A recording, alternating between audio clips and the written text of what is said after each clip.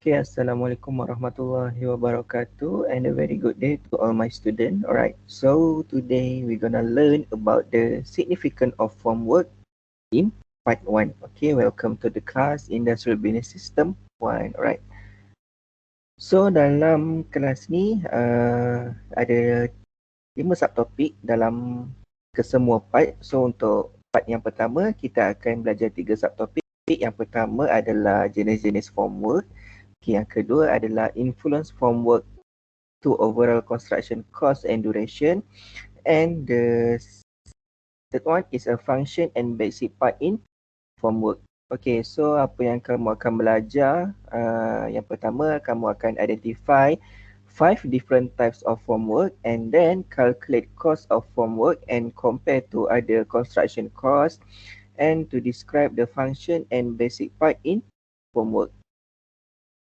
Okay, so for the introduction, okay, so as you can know, concrete building require formwork to support the slab, column and walls. Okay, it is defined as temporary structure to provide support and containment for fresh concrete until it can support itself.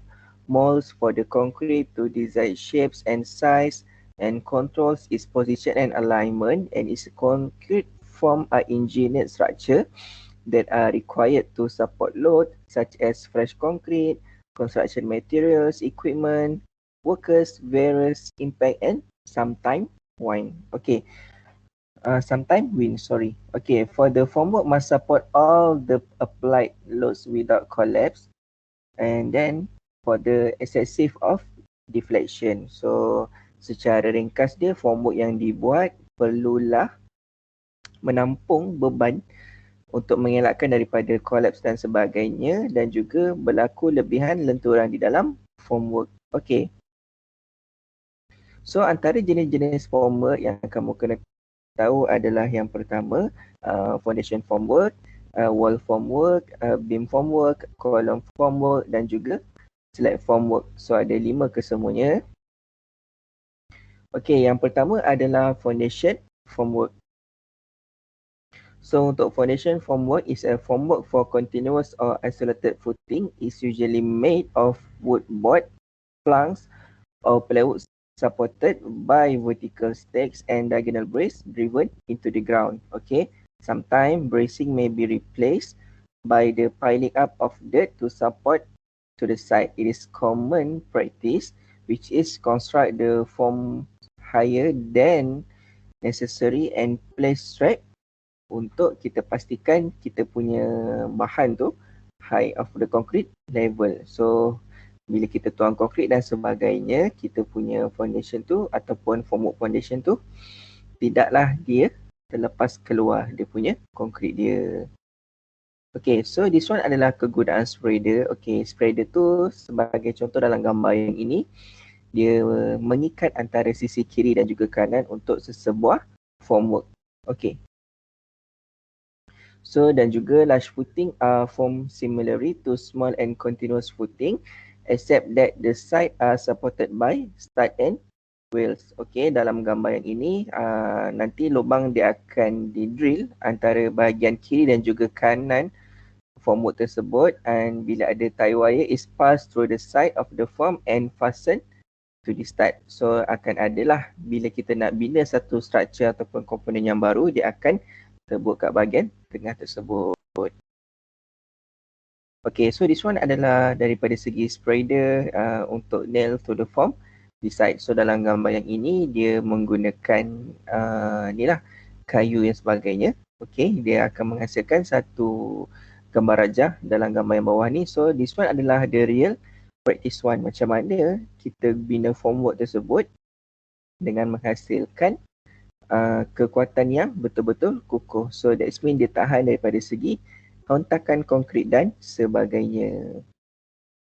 Okay, so kita pergi yang pertama, yang seterusnya iaitu wall formwork. Okay, so wall formwork ni, yang ni adalah basic part dia lah, termasuk ada sheeting, ada stud, ada wheels, tie end dan juga bracing. So fresh concrete is placed on the lateral pressure on the sheeting which is support by stud. So dia ada dia punya form tie kat situ. So macam mana diikat benda dia tu, so dia terhasil lah sebuah komponen yang segak. Alright. So macam dalam gambar yang ini, ni adalah basic part dia. Dia konkrit daripada atas. Okay, yang ni adalah komponen-komponen dia lah. Okay, macam yang dalam gambar ni ada dua pekerja. Seorang tuang konkrit ke dalam, yang seorang ada menjaga bahagian bawah dia supaya apa, kalau apa-apa berlaku antara gegaran dan sebagainya, dia punya formwork tu dia tidaklah kan terpecah dan sebagainya. So langkah awal boleh diambil. Okay, so seterusnya adalah beam formwork. Okay, seperti yang kamu tahu, beam formwork ni dan yang ni adalah penghasilan dia lah. Okay, so firstly tanah dia of course lah kena rata dan sebagainya, dan kita akan letak link konkrit sebelum kita tuang form ataupun sebelum kita bina formwork tersebut. Okay, so ada the bottom support by fasten to horizontal joist and beam side are made of plywood or lumber sheeting. Okay, yang ini adalah jenis yang kita gunakanlah di dalam pembinaan formwork. Okay, so macam dalam gambar yang ini, macam saya cerita tadi. Okay, kat bahagian bawah ni ada konkrit alas dia sebelum kita bina beam formwork yang baru. Okay, so dalam gambar yang pertama dan juga dalam gambar yang kedua. So seterusnya adalah column formwork. Okay, so column formwork ni basically dia ada 4 side ataupun 4 sisi and held together by yokes ataupun clamp. Okay, so yokes prevent buckling of sheeting resulting from the horizontal lateral pressure when the fresh concrete is placed. So column tied by strap ataupun string angle, steel angle, and in order to prevent breaking triangular fillets to deform along the edge. Okay, so dia adalah dia punya cara dia macam mana untuk pastikan kita punya column formwork ni dia betul-betul terjadilah ataupun masa kita tuang konkrit dan sebagainya dia tidak bergerak. So bila tidak bergerak, macam mana kita nak jadikan dia tidak bergerak? So komponen-komponen inilah yang diperlukan dari segi wedge, dari segi yokes, daripada bolts dan juga sheeting tu sendiri. Okay, this one adalah gambaran yang pertama macam mana kolom formwork tu dibina. Okay, so kalau gambar pertama ni yang tu siap panjat semua tu. Okay, so bila panjat of course lah bawah dia tu memang dah betul-betul kuat. Ataupun kalau daripada segi permulaan, okay, dalam gambar yang bawah tu, okay, kalau kamu nampak dia punya kolom tu dia ditupang dahulu sebelum tuang konkrit. Ini bertujuan bila kita tuang konkrit dan sebagainya, benda tu kurangnya berlaku getaran ataupun pergerakan pada formwork tersebut. Okey, seterusnya adalah slab formwork. Okay, dalam gambar yang ini adalah lebih kepada tupang slab lah sebenarnya, okey, ataupun suspended slab. So material yang digunakan untuk formwork of course lah for sure daripada plywood ataupun lumber sheeting untuk decking. Okey, so dalam gambar yang ini sheeting dia support by horizontal member yang dipanggil sebagai joist. Okey, joist lepas tu dia support by another set of horizontal member perpendicular to the joist and called stringer. Okay, so dalam gambar yang ini, this one adalah suspended slab. Dia macam mana dia bina dia dan sebagainya. So inilah dia punya gambaran dia. So macam mana kalau kita nak pastikan kita tadi belajar berkaitan basic komponen dalam formwork. Okay, yang this one adalah berkaitan dengan influence formwork tu overall cost and duration. Okay, so daripada segi cost, okay, kalau kita dan gambar rajah yang pertama, pie chart yang pertama, so this one adalah daripada segi costing untuk buat formwork. Seperti kita tahu, formwork adalah the largest cost component for typical multi-story reinforced concrete buildings. So formwork dia guna banyak material ataupun banyak cost dalam sesebuah pembinaan. Okey, kalau kita tengok kat sini, okey, daripada segi pertama adalah konkrit, iaitu markup sebanyak 21%. Okey, daripada segi konkrit placing, peletakan konkrit dia dapat 3%. Dari segi formwork materials 10% dan juga daripada segi labor 30%. 8% untuk formwork. Okey, dari segi reinforcing iaitu macam kerja-kerja besi dan sebagainya yang berkaitan sebanyak 28%. So kalau kamu tengok kat sini, proportion yang tertinggi adalah labor cost untuk formwork. So bear in mind that orang yang kerja-kerja formwork tu ataupun orang yang bina formwork tu, dia punya cost dia ataupun dia punya gaji dia for sure lebih mahal daripada kawan-kawan dia yang lain. Okay. Sama juga dalam gambar raja yang kedua tu, macam mana satu konkrit ataupun satu komponen dibuat. Daripada segi material ada 11%, daripada segi konkrit tu labor ada berapa persen, lepas tu daripada concrete materials ada 30% dan juga dari segi formwork labor iaitu dah makan lebih daripada separuh total keseluruhan. So kenapa formwork tu betul-betul mahal?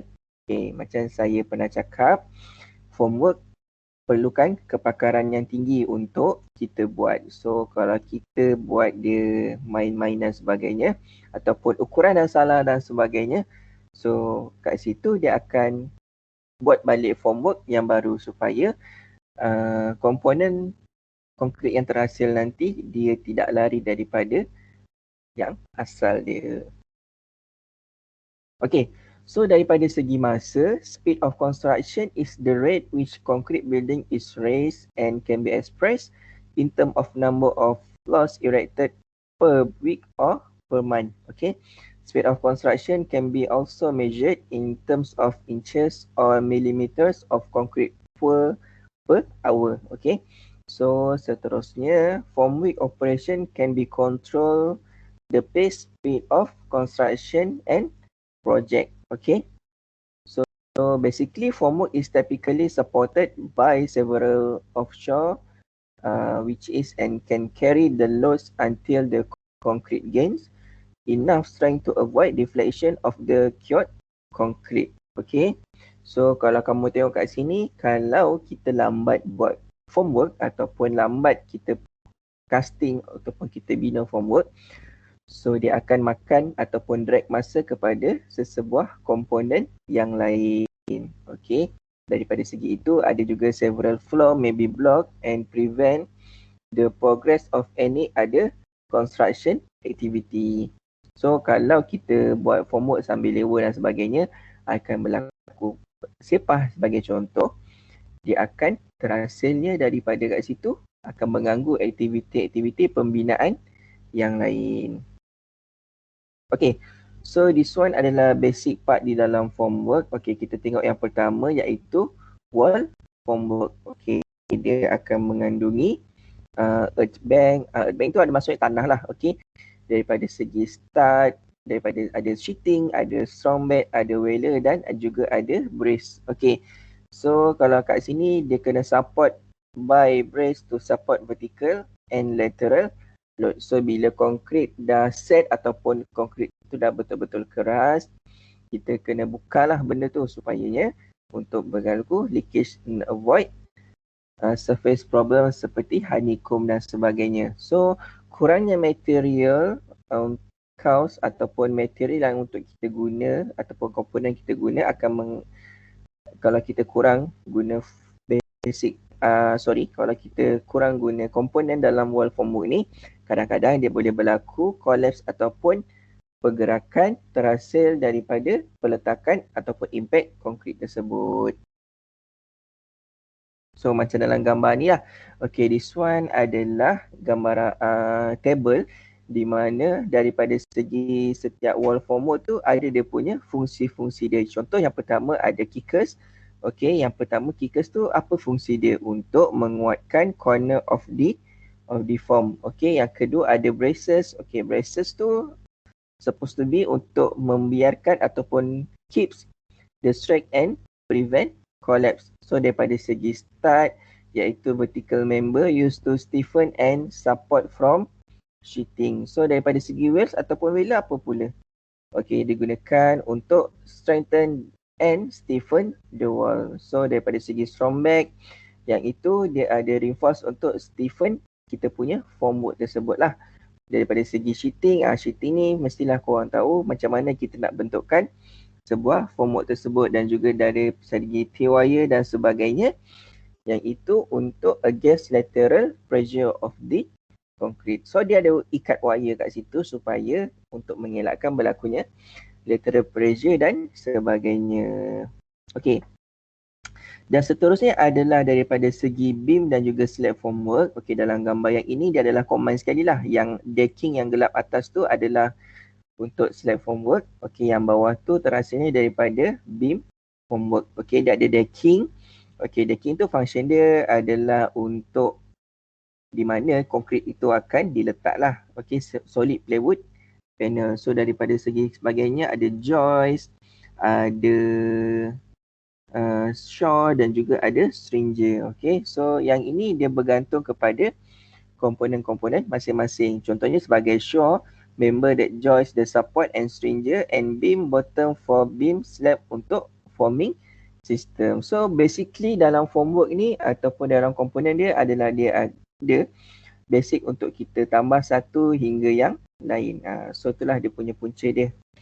Okay, dan the last one adalah column formwork. So di column formwork ni ada chamfer strip, ada column form dan juga ada column clamp. So kalau kau tengok kat sini, kalau chamfer strip tu untuk mengelakkan lah ataupun menghasilkan kita punya lengkukan dalam formwork tersebut bila konkrit dituang, dan juga untuk mengelakkan lelehan air berlaku keluar daripada formwork tersebut. Dan daripada segi column clamp untuk kita tahan formwork tersebut supaya dia tidak terkepak ataupun dia tidak terkeluar daripada landasan ataupun daripada acuan bila konkrit ataupun impact daripada konkrit tu dituang. Okey. Dan seterusnya adalah daripada segi column form, yang ni untuk kita bina lah macam mana formwork tersebut untuk bentuk petak dan sebagainya. Tapi basically untuk kita menggunakan wood formwork, okey, ataupun daripada segi kayu, biasanya kita buat bentuk petak lah. Dia lebih mudah berbanding dengan